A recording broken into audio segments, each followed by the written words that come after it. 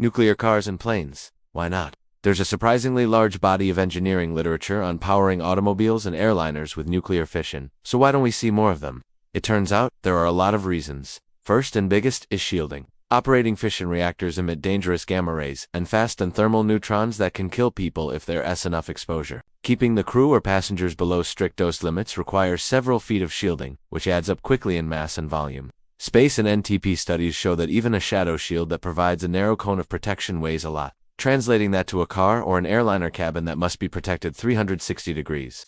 Balloons the mass to infeasible levels. See the NASA JIMONTP, shielding design literature for details in the sources. Second is crashworthiness and contamination. Cars crash frequently and airliners have off-nominal landings and the occasional accident. A mobile reactor core in a wreck would mean radiological cleanup, potential fuel dispersion, and a long-term exclusion zone around the crash site, which is unacceptable for public roads or airspace, and essentially uninsurable. Third is powertrain mismatch. Reactors prefer a steady thermal output and don't respond well to rapid throttle changes.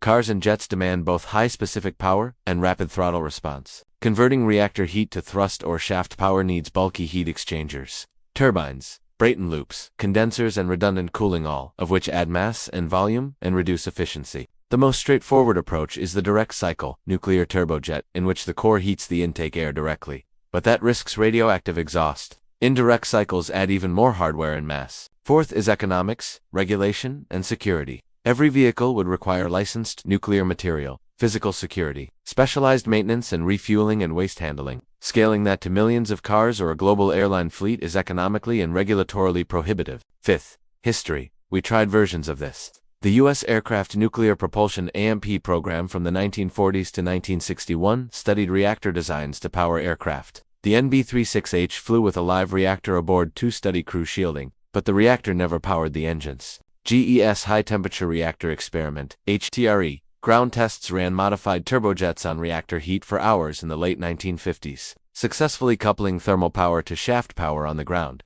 but the flight program was cancelled in 1961 due to safety and cost concerns. The Soviets also flew nuclear test beds like the Tu-95LAL from 1961 to 65 to study shielding, but neither the US nor the Soviets ever used their reactors for propulsion in flight. There were also a few studies on nuclear ramjets, and even a proposal for a nuclear-powered car, the Ford Nucleon, in 1957, but none of these progressed beyond the drawing board. And sixth, nuclear batteries aren't the answer for vehicles. Radioisotope generators, also called RPS, deliver about 100 to 300 watts electric for about 40 to 60 kilograms.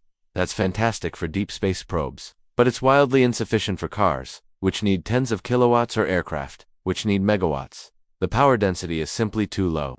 So where does nuclear make sense for mobility? Ships and submarines, because their huge displacement tolerate the shielding and machinery, their steady power profile, and their isolated operating environment. And also space and remote bases. Compact nuclear reactors in the kilowatt to megawatt range can deliver steady electric or heat to places where logistics are the biggest challenge. Not wait, aviation's nuclear link, practical, use nuclear electricity or heat on the ground to synthesize e-fuels or hydrogen and then burn those in conventional aircraft. That way you get the benefits of nuclear power without flying a reactor through cities. In summary, even with modern microreactors, you don't escape the basic physics of shielding, accident consequences, and regulatory burden. And radical concepts like exotic moderators or advanced fuels do unremove the need to protect humans from gammas and neutrons or solve the problem of crash cleanup. For climate goals, it's better to use electrification and synthetic fuels to decouple aviation and road transport from carbon without flying or driving reactors through cities.